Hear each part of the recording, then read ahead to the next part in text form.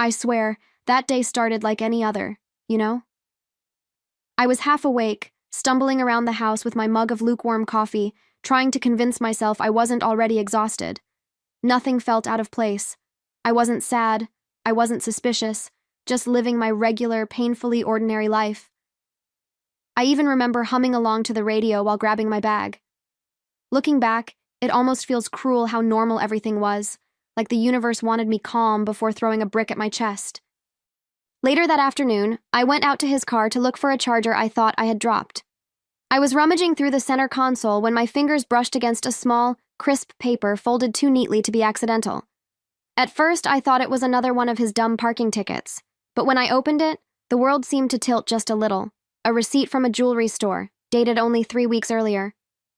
My breath got stuck somewhere between my ribs and my throat as I read the line printed at the bottom. Engagement ring. Paid in full. I just froze there, holding that receipt like it might burn through my hand. For a second, this ridiculous flutter of hope hit me, like maybe finally he was planning something for me, something meaningful, something that proved the last years hadn't been a waste. But then that cold, heavy voice in the back of my mind whispered the obvious. If the ring was for me, why the hell hadn't I seen it? Suddenly I felt both foolishly naive and sick to my stomach. I tucked the receipt back exactly where I found it, hands trembling, my heart hammering in that awful rhythm that tells you your life just shifted. When he came home that evening, I swear every sound felt louder. The keys jingling, the door clicking shut, even his stupid footsteps crossing the hallway. I watched him from the kitchen, pretending to be busy rinsing a mug, trying to steady the shaking in my hands. He greeted me like nothing in the world was wrong, like he wasn't hiding a life-altering secret in the glove compartment of his car. And I just stood there, nodding along, forcing my lips into something that resembled a smile. My throat felt tight, like it was holding back every question screaming inside me. But I kept calm, or at least, I pretended to. At dinner, he talked about his day in that lazy, half-distracted way he always did, complaining about his boss, laughing at some joke only he found funny. And I kept studying his face, every line, every blink, every twitch, trying to figure out if he looked like a man who had bought a ring for someone he loved. But the more I watched him, the more something felt off. He kept checking his phone, flipping it face down each time, like the screen itself was dangerous. That sinking feeling in my stomach grew heavier, and I could almost hear my heartbeat over the clatter of silverware. But here's the thing. Betrayal doesn't scream at you right away. It whispers. It trickles in. And that night, it whispered loud enough that I couldn't ignore it anymore. There was this distant look in his eyes, something detached, like he was in two places at once. And suddenly, the receipt made far too much sense. Still, I stayed quiet. I didn't confront him. Not yet. Instead, I let him talk, let him laugh, let him kiss my forehead goodnight. All while my mind replayed that single line on crumpled white paper. That night, I lay beside him in bed, staring at the ceiling while he drifted off almost instantly, breathing heavy like a man with nothing weighing on his conscience. Meanwhile, my mind wouldn't shut up. Every thought tangled into another, the receipt, the date, the ring, the possibility that it wasn't for me. I could feel this tight knot forming in my chest, pulsing with each breath. I turned to look at him, his face softened in sleep, and the irony cut deeper. I was lying beside someone who might be planning a future without me. I kept replaying the last few weeks, looking for signs I had ignored. The late nights at work, the sudden need for privacy, the way he started guarding his phone like it contained national secrets. God, how did I miss it all?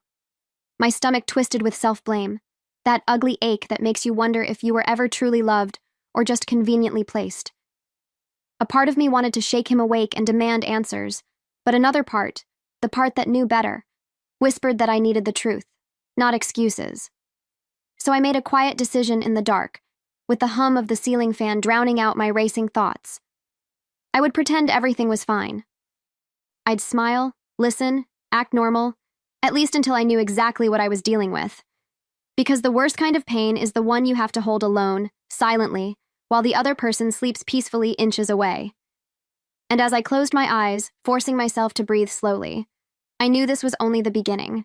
Something inside me had cracked open, and I wasn't sure I'd ever be able to seal it again. The next morning, I woke up with that familiar weight pressing on my chest, the kind that doesn't come from lack of sleep, but from knowing something is terribly wrong.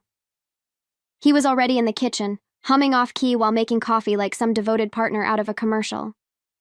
I watched him from the doorway, studying every move, wondering how someone could act so normal while carrying a secret that big. He looked up, smiled at me, and for a split second I almost smiled back out of habit. But the truth was lodged too deeply inside me to pretend it wasn't there. I felt myself shrinking away from him without even moving.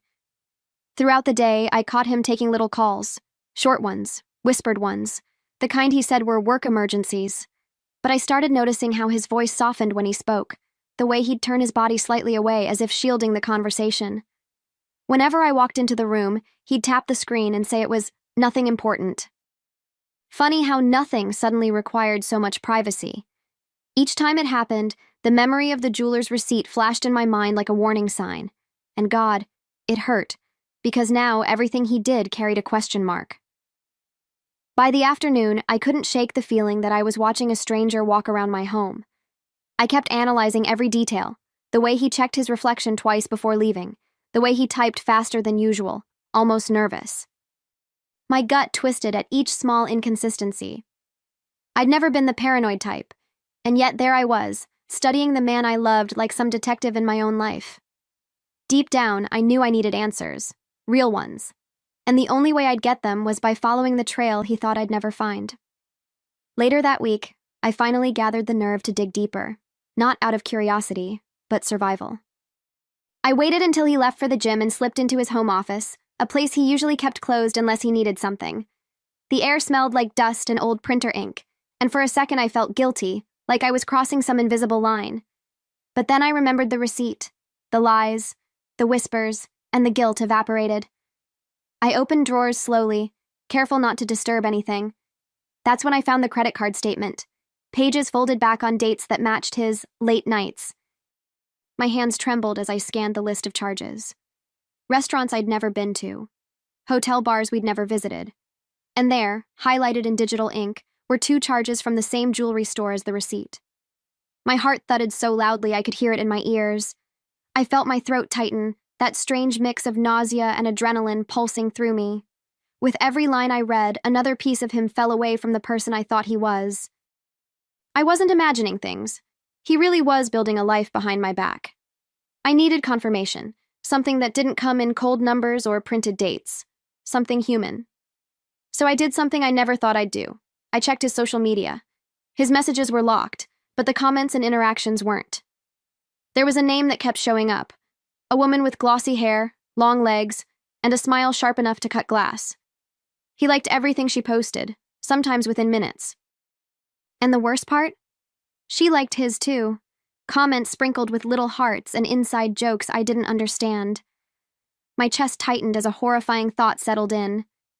She might be the woman behind the ring. 2 days later, I did something even bolder, something the old version of me would have never dared. I walked into the jewelry store listed on the receipt, pretending my heart wasn't thumping hard enough to bruise my ribs. The place smelled like polished wood and new money, all soft lighting and glass displays. A clerk approached me with a bright smile, the kind people use when they assume your life is perfect.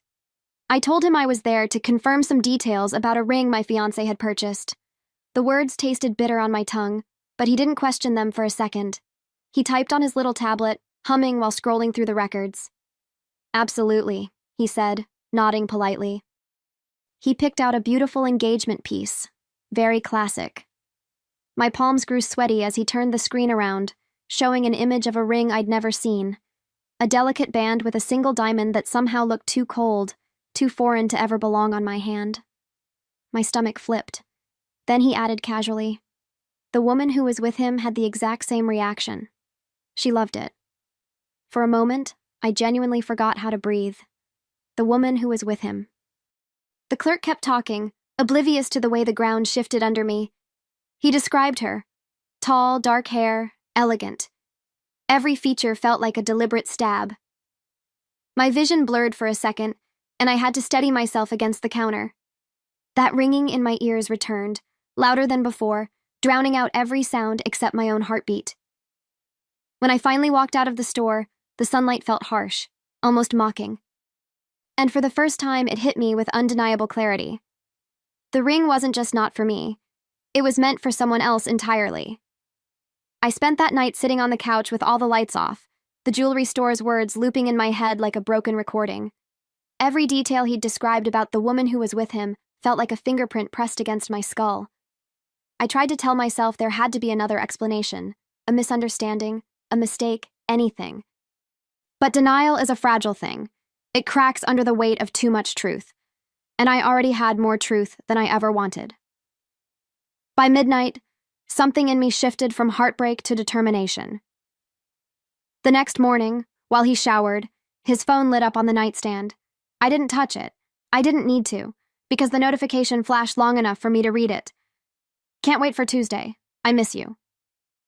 My stomach dropped so fast it felt like falling through an elevator shaft. Tuesday. Suddenly it all connected. The hotel bar charge, the strange tension, the receipt. He hadn't just bought the ring, he had a date planned to give it. I stood there staring at that illuminated screen, my pulse banging in my ears, realizing I had just seen the confirmation I didn't even go looking for. Instead of crying, I felt this cold, eerie calm wash over me, the kind that comes right before a storm breaks. I didn't scream or wake him up or demand explanations. I simply walked out of the room and sat on the edge of the bed, breathing through the sting in my chest. If he was planning a future with someone else, then I needed to think about my own. And not out of desperation, but strategy. Because if he was bold enough to betray me so openly, then he deserved to be exposed just as clearly. Quietly, methodically, I started planning my next move. I waited until he left for work before sitting at the dining table with every piece of evidence I had collected. The receipt, the credit card statements, screenshots of her comments, the memory of the jeweler's words still echoing in my skull. I spread everything out in front of me like a puzzle I never wanted to solve. My hands were steady, which surprised me. Maybe heartbreak numbs you just enough to function. Or maybe I had crossed that invisible threshold between hurt and done. Either way, I knew I needed a plan that wouldn't just expose him, but free me. I took photos of everything, organizing them into a neat folder on my laptop labeled something clinical like documents, even though I knew exactly what it meant. Evidence, proof, my exit door. I emailed the files to myself, then to a private folder only I could access, just in case he tried something stupid. I even printed hard copies and tucked them inside a manila envelope under my sweaters, the ones he never touched because wool made him itch. While I worked, I could feel this strange clarity settling in, like I was finally seeing the edges of my life without him fogging it up. By early afternoon, I found something I hadn't expected. Relief. Quiet, fragile relief, but still relief. Because the more I prepared, the stronger I felt. And then, as if the universe wanted to confirm my suspicions, I heard his phone buzz inside the bedroom. I didn't pick it up. I didn't need to. The preview lit up the screen again. Tuesday, 7 p.m. Everything's ready. Can't wait. My whole body went still. That was it. The proposal time. The location. The final puzzle piece falling into place. And in that moment, the calm inside me sharpened into something far more powerful. Resolve. I spent the rest of the evening moving through the house like a guest in my own life. Every object felt heavier with meaning. The throw blanket we bought together last winter, the chipped mug he always stole from me, the framed photos where I smiled like a woman who thought she was loved. Each detail tugged at something inside me, but I didn't let myself fall apart. Not yet. Instead, I used that ache as fuel. I kept reminding myself, I wasn't the one destroying our home. He was. I was just quietly gathering my dignity before he shattered it completely. Once he came home, I watched him closely, searching for any sign of guilt. But he chatted about his day like nothing was brewing beneath the surface. He kissed my cheek, asked what I wanted for dinner, even complained about traffic. All the everyday nonsense of a man whose heart was never truly in the same room as mine. And that somehow hurt even more. There was something chilling about how effortlessly he played the part. It made everything clearer. Confronting him before Tuesday would give him room to twist the story, to turn himself into the victim, and I couldn't allow that. So, that night, while he slept soundly beside me again, like a man who'd never once feared losing me, I made my final decision. I would let Tuesday come. I would let him walk straight into his own lie, with the woman he chose behind my back. And I would be there, not to beg or scream or cry, but to end the performance once and for all. As I lay there in the dark, the glow of the streetlight slipping through the blinds, I felt it deep in my bones. The moment he tried to start a new life would be the exact moment I finished ours. Tuesday arrived with that eerie mix of dread and clarity, the kind that makes your stomach hollow, but your steps strangely steady.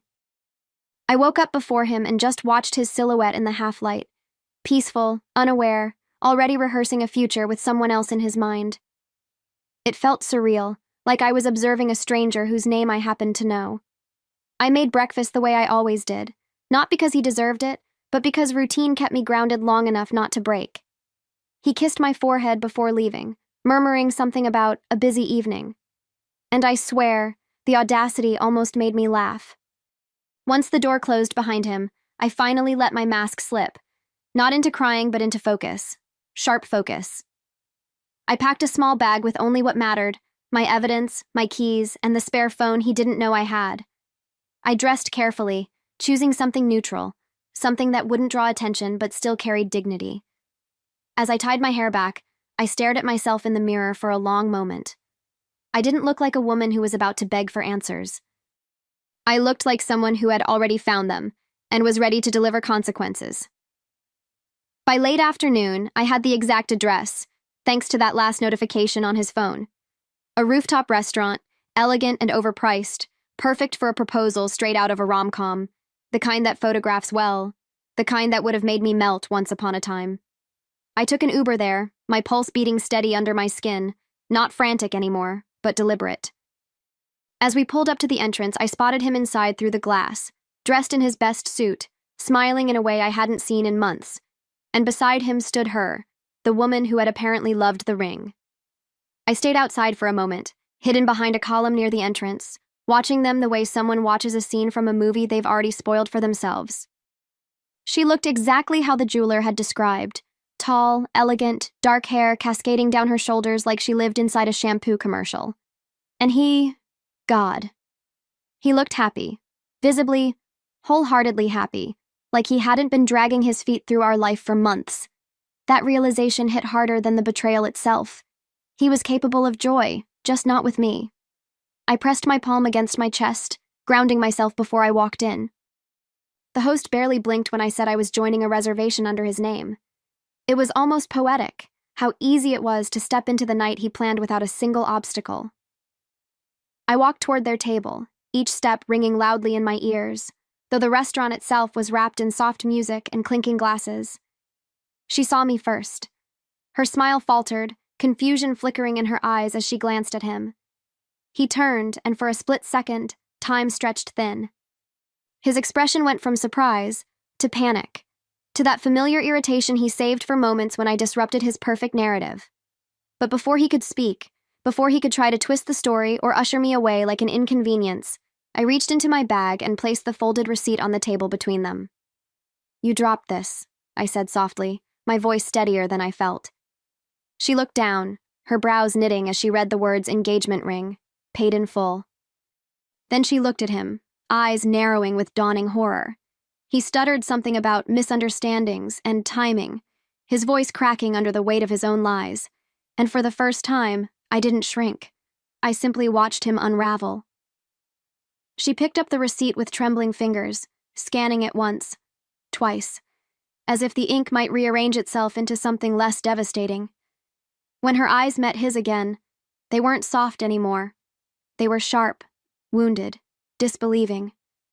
"You told me you were single," she whispered, loud enough that nearby tables began to glance over. He reached for her hand, babbling excuses about how he was in the process of ending things, how I was overreacting, how this was all terrible timing. Hearing him twist reality so quickly, so effortlessly, made something cold flicker inside me. A confirmation. I had never mattered to him the way he pretended. I leaned in slightly, not to cause a scene, but to ensure my words pierced exactly where they needed to. "He slept in my bed the night after he bought that ring," I said quietly, almost gently, the kind of tone that hits harder than shouting ever could. The woman recoiled as if I'd slapped her. Her gaze snapped to the ring box tucked neatly beside his wine glass, still closed, still holding a future she now understood wasn't hers to accept. She shoved her chair back, the legs scraping loudly against the polished floor, and stood up with tears burning in her eyes. And just like that, the perfect little proposal night he had planned began to crumble. He looked between us, at her shattered expression, at my steady one, and for the first time, I saw fear flicker across his face. Real fear. He reached out toward me like he thought he could fix it, like he expected me to cushion his fall the way I always had. I stepped back. "I'm not here to fight," I told him calmly. "I'm here so you can start your new life without dragging me along like a spare part." Then I turned away, leaving the two of them staring at each other in the ruins of his lies. As I walked toward the exit, a strange calm settled over me, a quiet certainty that I had taken back something he never deserved to hold. When I stepped out of that restaurant, the night air hit me like a baptism. Cold, bracing, almost cleansing. For the first time in weeks, I felt like I could breathe, without that familiar weight crushing my ribs. I didn't look back. I didn't need to. The sounds behind me, muffled arguing, hurried footsteps, a chair scraping, belonged to a life I was no longer part of. I walked down the street with my shoulders finally dropping from that tense, hunched position I hadn't noticed I'd been holding. My hands were still shaking, but it wasn't fear anymore. It was release. Back home, the silence felt different. Not empty, but mine. I flipped on a small lamp and stood in the living room, taking in every corner of the space we once shared. It felt like walking through a museum of a life that didn't belong to me anymore. The blanket on the couch, the shoes by the door, the photo frames on the shelf, each object tugged at a memory, some sweet, some painful, but none strong enough to anchor me there. I realized with a surprising calmness that the chapter was already closed. All that was left was to physically walk out of it, so I began packing. Slowly, methodically, like someone untangling themselves from years of emotional knots. I folded clothes, wrapped sentimental items in old scarves, sorted through drawers with a strange mixture of sorrow and clarity. Every time I placed something in my suitcase, it felt like reclaiming another small piece of myself. I didn't rush. This wasn't an escape. It was a choice. A deliberate step toward a future where I wasn't waiting for someone to love me properly. And with every item I tucked away, I felt my heart getting a little lighter. A little stronger. Once my suitcase was full, I sat on the edge of the bed, the same bed where I had spent so many nights wondering why I suddenly felt unwanted. The sheets still smelled like him, a scent I used to find comforting, but now felt like a reminder of everything I was leaving behind. I let myself feel it for a moment, really feel it. The disappointment, the anger, the grief for a future I once believed in. But instead of breaking me, the emotions passed through like a tide that had finally decided to recede. I wasn't drowning anymore. I was surfacing. I grabbed a pen and one of the blank note cards I kept in my nightstand. No dramatic speech. No venom. Just a simple final truth in my handwriting. One line that said everything I didn't feel the need to argue anymore. You chose your future. I'm choosing mine. I left the card on the kitchen table, right next to his favorite mug. It felt symbolic in a way I didn't expect, like I was returning something he had taken from me without realizing it. My voice, my choice, my dignity. I didn't owe him explanations, and I didn't want any from him either. Before leaving, I did a slow walk through the house one last time, letting my fingertips brush the walls, the furniture, the handles, not out of nostalgia, but closure. I wasn't the same woman who had walked into this house years ago, bright-eyed and hopeful. That version of me had learned the hard way that love without loyalty is just slow heartbreak.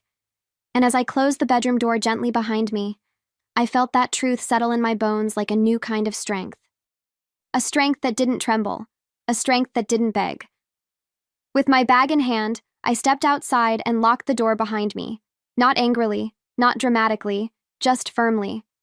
The click of the lock sounded strangely final, like the last line of a story I was done rereading. I didn't know where he was at that moment. Maybe still at the restaurant trying to explain himself, maybe spiraling, maybe blaming me for showing up. but it didn't matter anymore. For the first time in a long time, his whereabouts weren't my concern. My life had finally stopped orbiting around someone who treated me like an afterthought. I drove to my sister's place, the one person who always opened her door without questions. When she saw me standing there, eyes tired but steady, she didn't say a word. She just pulled me into a hug, one of those bone-deep ones that remind you you're safe. And that's when the tears finally came. Not ugly, broken sobs, just quiet, exhausted crying, like my body was exhaling everything it had held in.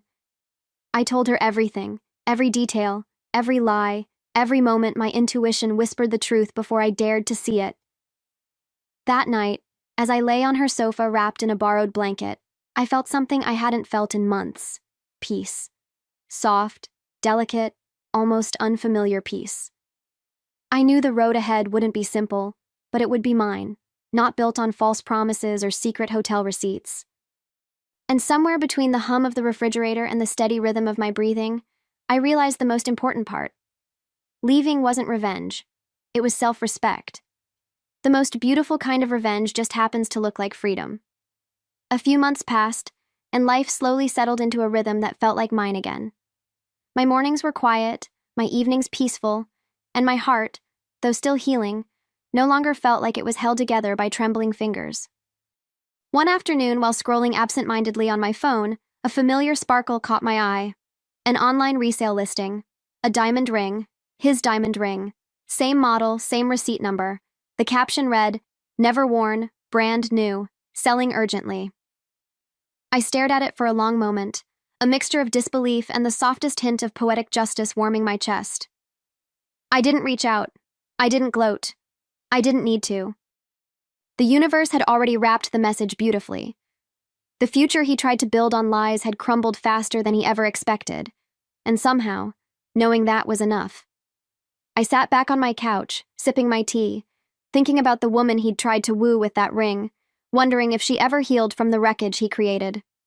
A part of me hoped she did. Another part hoped she learned to run at the first sign of his charm. But mostly, I realized I didn't carry anger anymore. Just clarity. Sometimes late at night, I still think about the version of me who might have received that ring. The woman who would have said yes with her whole heart. She didn't get the proposal she dreamed of, but she got something far more valuable. She got the truth. She got out. She got herself back.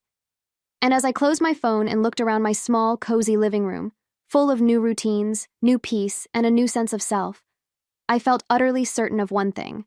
That ring was never meant for me. And thank God for that.